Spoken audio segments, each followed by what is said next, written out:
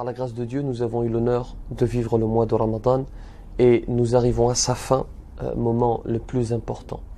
C'est en réalité maintenant qu'il faut accentuer les efforts. Aïcha, radiyallahu anha, épouse du prophète, sallallahu alayhi wa sallam, nous rapporte qu'il accentuait, paix sur lui, ses adorations lorsqu'il arrivait aux 10 derniers jours, alors que ses péchés passés et futurs étaient d'ores et déjà pardonnés. Alors moi, toi, pauvre pécheur, nous nous devons a fortiori, à plus forte raison, de suivre ce comportement. Et souvent, nous, êtres humains, parce que c'est dans notre nature, c'est dans l'ordre des choses, nous avons tendance à nous investir au début d'un événement et à nous relâcher à la fin de celui-ci. Les 10 dernières nuits abritent la nuit du destin, meilleure que 1000 mois. D'ailleurs, nous cacher la date exacte de cette nuit est une sagesse divine, parce qu'il aurait pu nous la révéler. Il veut nous dire ici, si vous souhaitez la récompense, mobilisez-vous tous les jours, toutes les nuits, car nous n'avons qu'une seule certitude. La nuit du destin est dans la dernière décade, dans les 10 dernières nuits. Le reste n'est que supputation.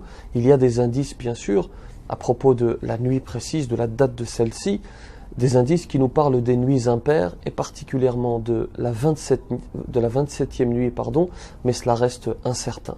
Alors que faire pour ne pas gâcher ces nuits? D'abord, efforce-toi de mettre la même intensité dans les 10 nuits, dans les 10 dernières nuits pour être sûr d'obtenir la récompense de la nuit du destin.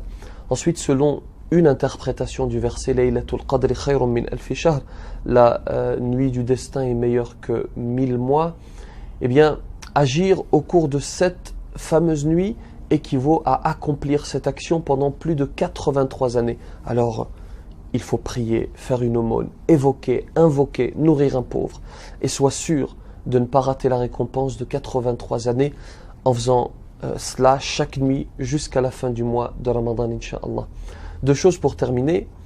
N'oublions pas de sortir zakat al-fitr pour les nécessiteux avant la prière de l'Aïd, Inch'Allah. Passons à la pratique parce que ce que nous avons vécu, c'est pour comprendre, entre autres, bien sûr, c'est l'un des buts de Ramadan, c'est pour comprendre ce qu'ils ressentent chaque jour. Passons à l'action avec cette zakat.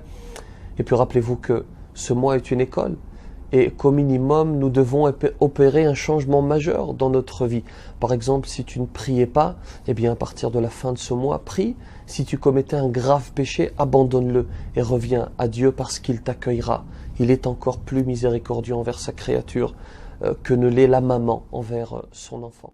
رمضان أقبل يا أولي الألباب فاستقبلوه بعد طول غياب عام مضى من عمرنا في غفلة فتنبهوا فالعمر ضل سحاب وتهيئوا لتصبر ومشقة فأجور من صبروا بغير حساب الله يجزي الصائمين لأنهم من أجله سخروا بكل صعاب لا يدخل الريان إلا صائم أكرم بباب الصوم في الأبواب